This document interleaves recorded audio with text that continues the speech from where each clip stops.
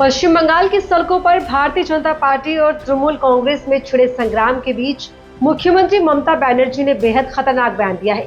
Kolkata rape और हत्या मामले में भारतीय जनता पार्टी लगातार ममता बनर्जी की सरकार पर सवालों की बौछार किए हुए है। यहाँ तक कि भारतीय जनता पार्टी की तरफ से ममता बनर्जी के इस्तीफे की मांग भी जोरों शोरों पर है।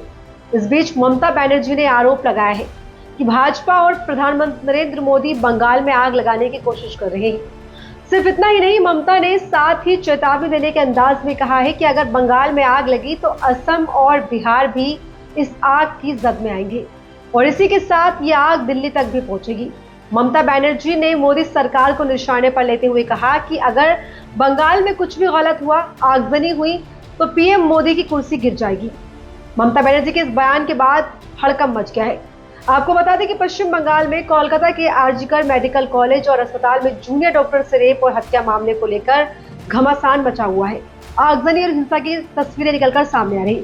इसी कड़ी में भाजपा के बंगाल बंद के दौरान बुधवार को प्रदर्शन और आगजनी की घटनाएं सामने आई, जिसको लेकर ममता बनर्जी बिफर गई और मोदी सरकार को निशाने पर लेते हुए चेतावनी तक दे डाली।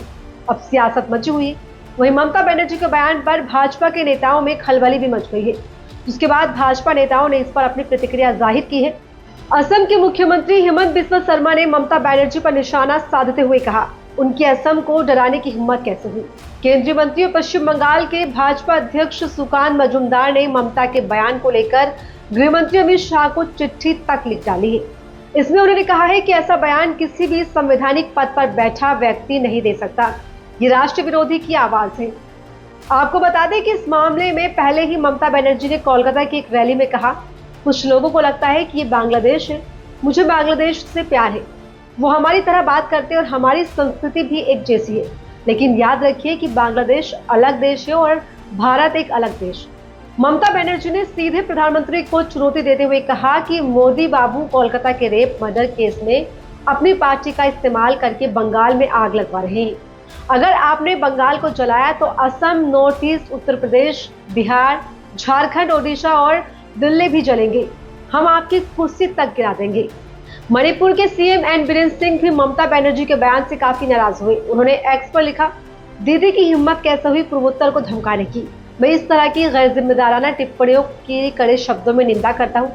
उन्होंने पूर्वोत्तर और देश के बाकी हिस्सों में सार्वजनिक रूप से माफी मांगने की जरूरत है। वहीं बीजेपी के वरिष्ठ नेता और झारखंड के पूर्व सीएम बाबूलाल मरांडी ने भी कहा, पश्चिम बंगाल की मुख्यमंत्री ममता बनर्जी द्वारा झारखंड समेत अन्य राज्यों में अराजकता फैलाने की धमकी देना अत्यंत निंदनीय और दुर्भाग्यपूर्ण है।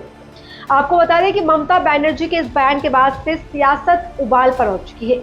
इसी के साथ में अभी हाल ही में बुधवार को भी ममता बनर्जी की सरकार को लेकर राष्ट्रपति द्रौपदी मुर्मू का भी बयान सामने आया था, जिसमें उन्होंने कहा था कि अब बहुत हो गया, जो महिलाएं हैं, बहन बेटियां हैं, उनकी सुरक्षा के लिए कड़े इंतजाम करने होंगे।